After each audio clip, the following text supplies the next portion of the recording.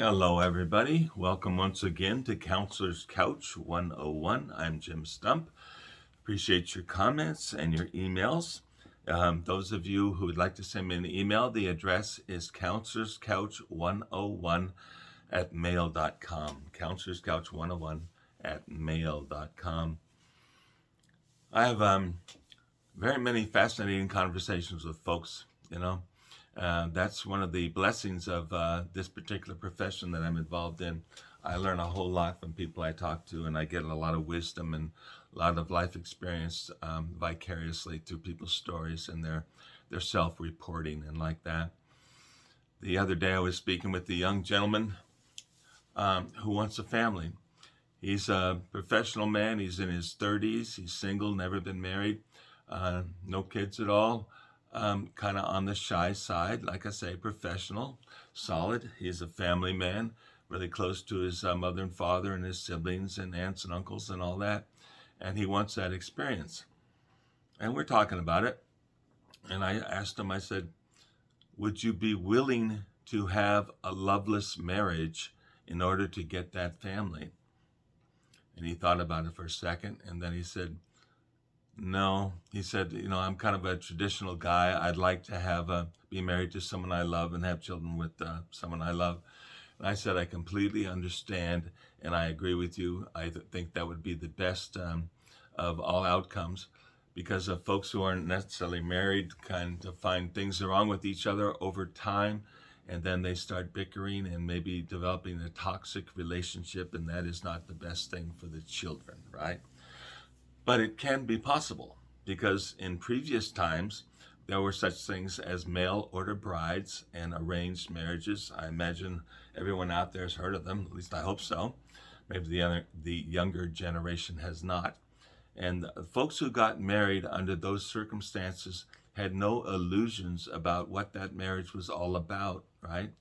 They were willing to settle for maybe not loving the person, but having children and having a partner and having someone to help them through the good times and the bad times and support them in their work or their businesses or whatever else is going on in their lives, right? And that was enough for them to make those relationships work, right? Well, parallel till today, it seems that there's a lot of promiscuity going on.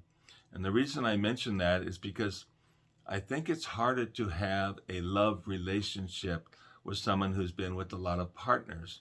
Now, you can argue that with me if you want, but apparently statistics are saying that couples are happier when they marry someone and who's their first partner and their only partner, and they say those relationships are happier and the families are more successful. That's what statistics are saying. They say the more partners people have, the more cracks they have in a relationship, and it's hard to get over things that they've learned from the past and from all those experiences, right? I wonder, does it take the specialness out of marriage, to have had a lot of partners? How can you really pour your all into something when bits and pieces of other people are sort of like playing out in the back of your mind? You're saying, well, this person was better at this and that person was better at the other thing. Which, by the way, is another conversation I have with folks, right? People tell me that they're not getting everything they need from their relationship. And then we start discussing getting their various emotional needs from different people, right? So we get some needs from a group of people that we go to exercise classes in gyms, right? We get that from those people. We get social interaction by attending groups and clubs and meetings about things that we care about. Maybe you're in a social service group in the community and like that. Maybe we have friends that we go to church with. Maybe we have a certain kind of friendship with neighbors and etc. And we get all our emotional needs in bits and pieces from various relationships around and about. We can't expect one person to provide everything that we need in a relationship. So that's another conversation we have, right? But getting back to the idea of family and marriage, we start looking at this stuff and we take a bigger view. By the way, this gentleman that I was talking to, he's been on dating apps for several years, and he's very discouraged about the whole thing. He says it's time consuming, it's expensive, it's exhausting, and he doesn't like the rejection. He says there's a lot of rejection involved in it. And I guess we can appreciate that when you're looking for a needle in a haystack, right? You got to expect that a lot of the bits of hay are not going to be the ones you're looking for. So, but it's hard to deal with it. It works on your self-esteem. It sort of brings you down, lets you feel less confident about yourself. All these things are at play at these relationships and etc. But getting back, sometimes people sort of fool themselves into thinking that a certain partner would be good enough, right? Um, they say, I'm looking to have a family. I need to get started. This gentleman's in his early 30s, and he's saying he's afraid it's going to pass him by if he doesn't start a family pretty soon, right? So they talk themselves into believing that a certain partner would be good enough. And then over time, in 5 years or so, the deficiencies in the relationship start to show up, and they start to bicker, and maybe they start to develop arguments, and maybe the relationship goes toxic over time. And it brings up the question, should we do that kind of agreement with someone knowing full well that it probably won't last for a lifetime, but we want to have those children and we want to have the experience? If you go into the marriage expecting that it's not going to be perfect, you have a better chance of success, right? And hopefully you don't bring a lot of emotional baggage into the relationship that you picked up along the way. It's kind of a hard dance to do. And the reason I raise all this stuff to you folks here is that I want to hear your comments, your suggestions, and your thoughts, and etc. How do we make this work, right? The younger generation right now is at least in the left coast of California, extremely promiscuous. I mean, extremely promiscuous. And a lot of these folks who engage in this are hoping to find a partner inside of all of that. And people on the conservative side are saying that you're spoiling your chances of that good relationship by your promiscuity now, right? It's going to damage you. It's going to create a bitterness or a disillusionment about relationships in general. So how do we navigate all this stuff?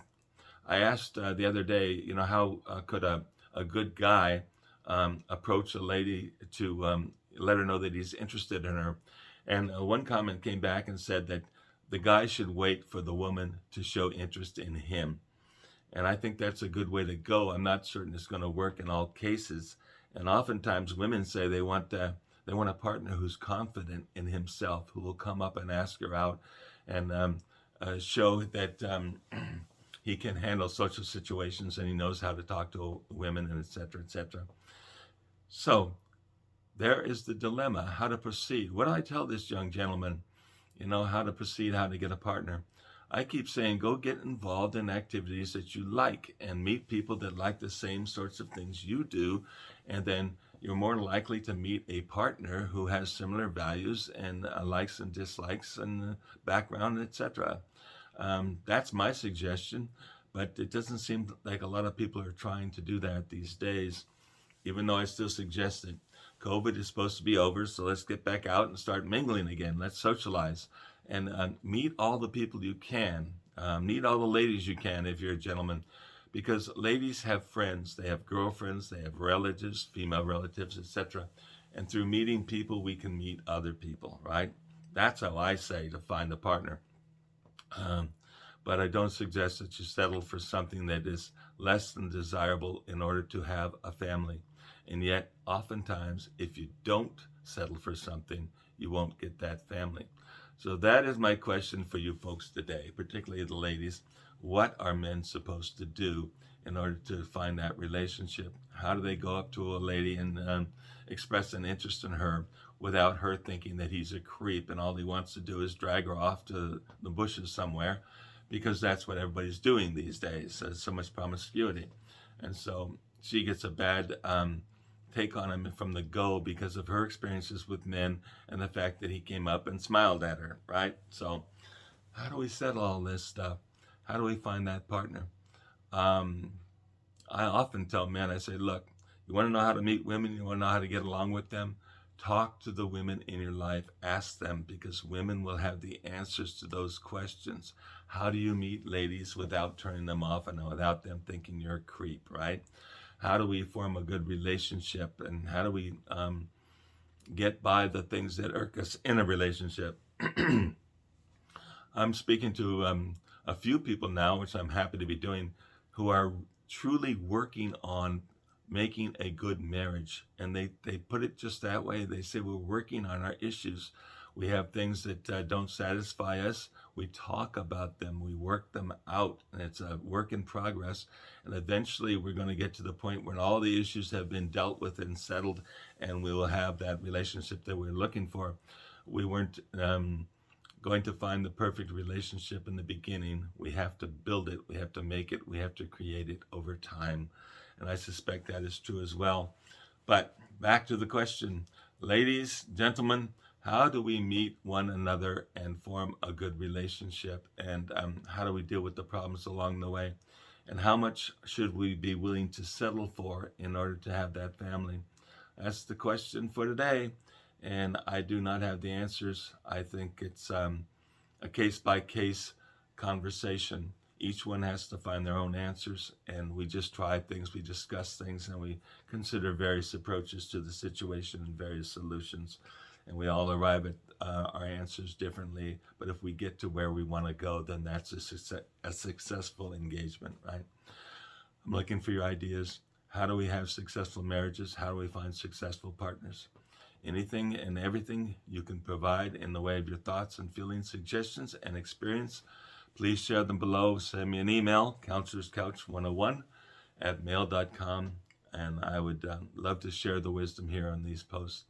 Thanks for dropping by. I look forward to talking with you next time. Have a blessed day.